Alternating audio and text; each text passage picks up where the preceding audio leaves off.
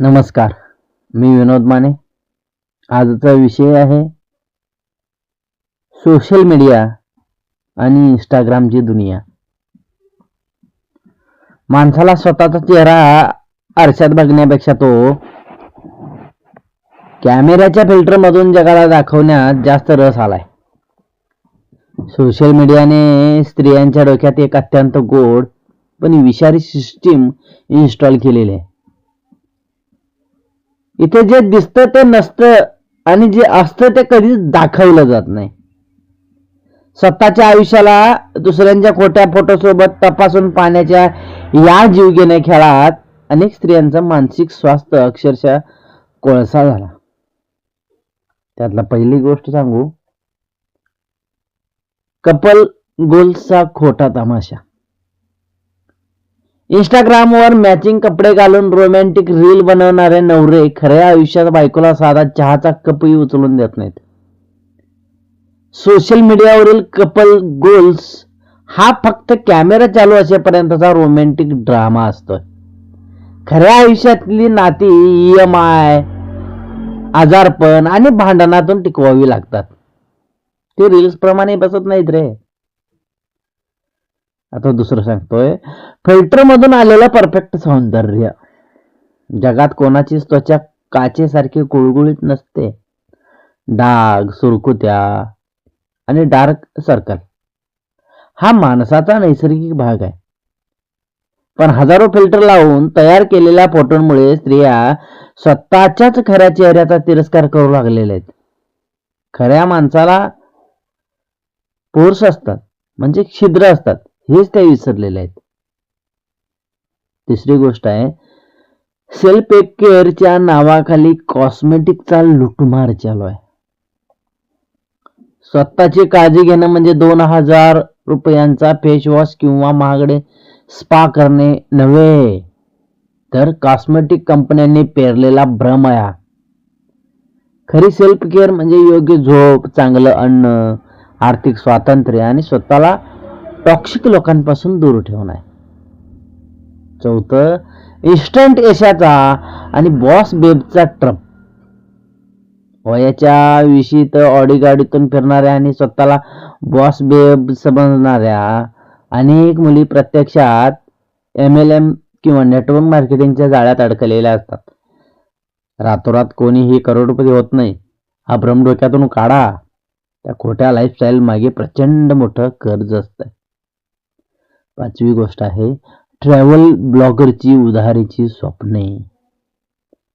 मालदीव आणि बालीचे सुंदर फोटो बघून सामान्य स्त्रियांना स्वतःचं आयुष्य भिकार वाटायला लागलंय.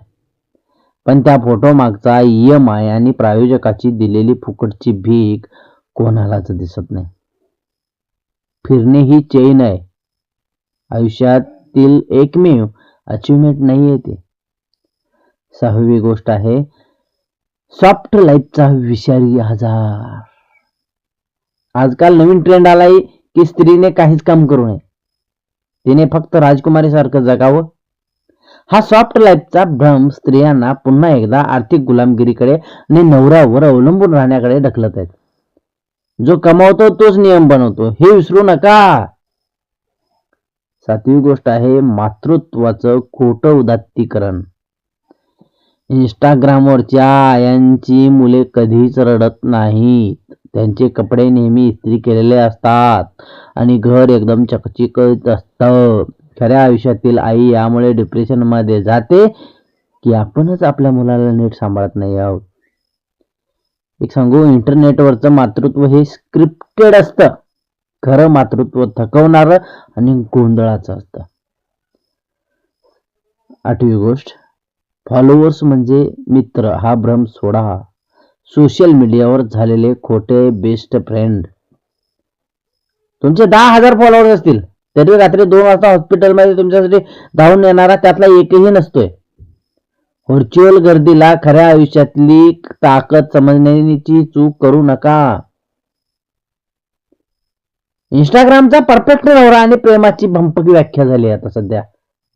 सोशल मीडियाने स्त्रियांच्या डोक्यात प्रेमाची एक अत्यंत विषारी आणि खऱ्या आयुष्यापासून कोसो दूर असणारी व्याख्या इन्स्टॉल केली जाते.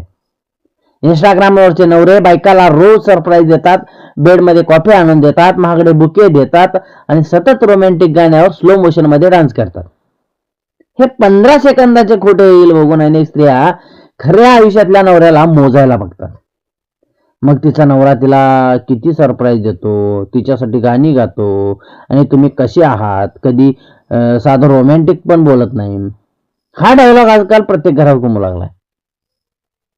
पण अत्यंत कटू आणि प्रॅक्टिकल सत्य हे आहे की इंस्टाग्रामवरचा तो परफेक्ट नवरा कॅमेरा बंद झाल्यावर काय करतो हे कोणालाच माहित नसतं.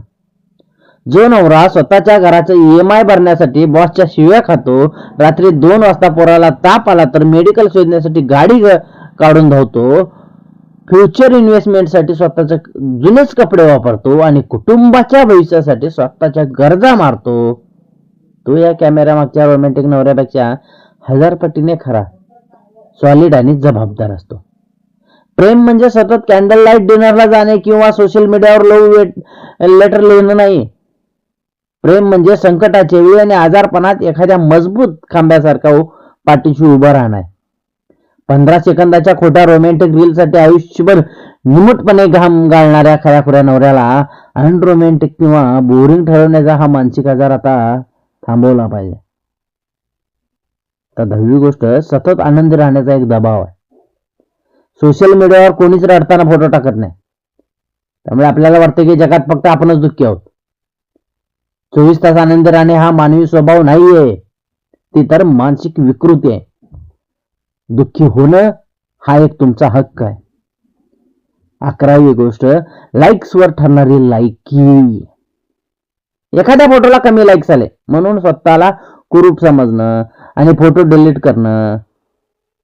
मार्क झुकरबर्गच्या एका अल्गोरिदमच्या हातात स्त्रियांनी स्वतःच्या आत्मसन्मानाचा रिमोट कंट्रोल देऊन ठेवलेला आहे.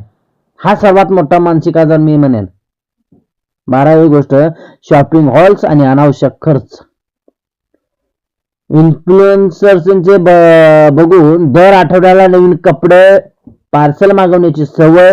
हे इन्फ्लुएन्सरचे ते कपडे फुकटात मिळतात त्यांना, आणि सामान्य स्त्रिया स्वतःचा किंवा नवऱ्याचा पगार EMI वर उडवतात. हा मानसिक पोकळी भरून काढण्याचा स्वस्त आणि हा घातक मार्ग आहे. 13वी गोष्ट सांगू, एथिस्टिक लाईफस्टाईलचा मानसिक तणाव. घरातला चहाचा कपही मॅचिंग असावा, जेवणाचं ताटही सुंदर दिसावं या दिखाव्याच्या नादात जगण्यातला नैसर्गिक आणि निवांत आनंदी स्त्रियांनी गमावलेला आहे. घर माणसांसाठी असतं, फोटो काढण्याच्या स्टुडिओसाठी नाहीये. 14वी गोष्ट आहे, बंडखोरीच्या नावाखाली फालतूपणा चाललाय. सिगरेट ओढणं, शिव्या देणं किंवा पुरुषांचा तिरस्कार करणं म्हणजे स्त्रीवाद नाहीये. खऱ्या स्त्रीवादाचा अर्थ आर्थिक आणि वैचारिक स्वातंत्र्य असा असतो, जो रील बनवून मिळत नाही तर स्वतःच्या पायावर उभे राहून मिळतोय. 15वी गोष्ट, नो फिल्टर नो मेकअपचा खोटा ट्रेंड. मी मेकअप करत नाही सांगणाऱ्या अभिनेत्री लाखो रुपयांचं स्किन ट्रीटमेंट आणि बोटॉक्स घेऊन बसलेले असतात. त्यांची तुलना स्वतःच्या नैसर्गिक चेहऱ्याशी करून स्वतःला कमी लेखन थांबवा. 16वी गोष्ट, वय लपवण्याची जीव घेणी शर्यत. 40च्या स्त्रीने 20तल्या मुलीसारखं दिसलं पाहिजे हा सोशल मीडियावरचा सर्वात क्रूर भ्रम आहे.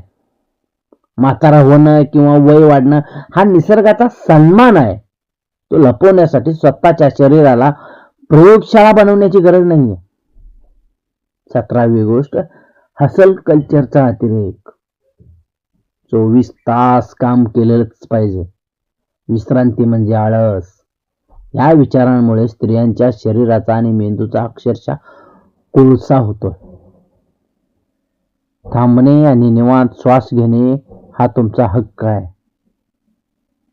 मशीन बनवण्यात काहीही मोठेपण नाही.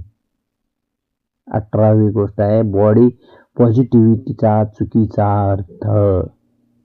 स्वतःच्या शरीरावर प्रेम करणं म्हणजे लठ्ठपणा आणि आजाराचे समर्थन करणं नव्हे. फिटनेसकडे दुर्लक्ष करून आजारांना आमंत्रण देणे हा भ्रम सोशल मीडियाने अत्यंत गोड शब्दात विकलाय. 19वी गोष्ट आहे ऑनलाईन वाद आणि कॅन्सल कल्चर. कुणीतरी अनोळखी माणूस कमेंटमध्ये काय बोलतो यावर स्त्रिया स्वतःची रात्र खराब करून घेतात. जो माणूस खऱ्या आयुष्यात तुमच्या समोर उभा राहण्याची लायकी ठेवत नाही त्याच्या कमेंटला कवडीची किंमत देणे थांबवा.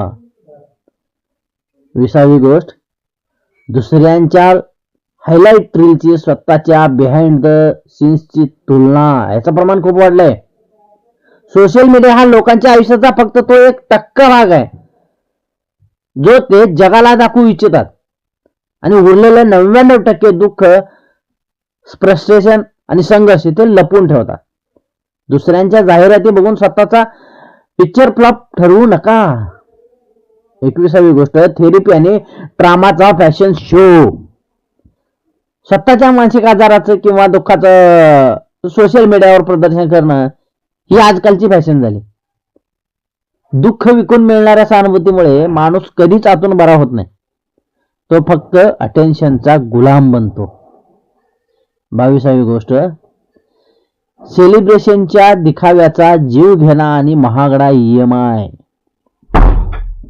सध्या लग्नाचा वाढदिवस, व्हॅलेंटाईन डे किंवा पोराचा वाढदिवस म्हणजे कुटुंबाने एकत्र येऊन आनंद साजरा करण्याचा दिवसच उरलेला नाही, तर तो सोशल मीडियावर स्वतःची ऐपत दाखवण्याचा एक कॉम्पिटिटिव्ह इव्हेंट झालाय.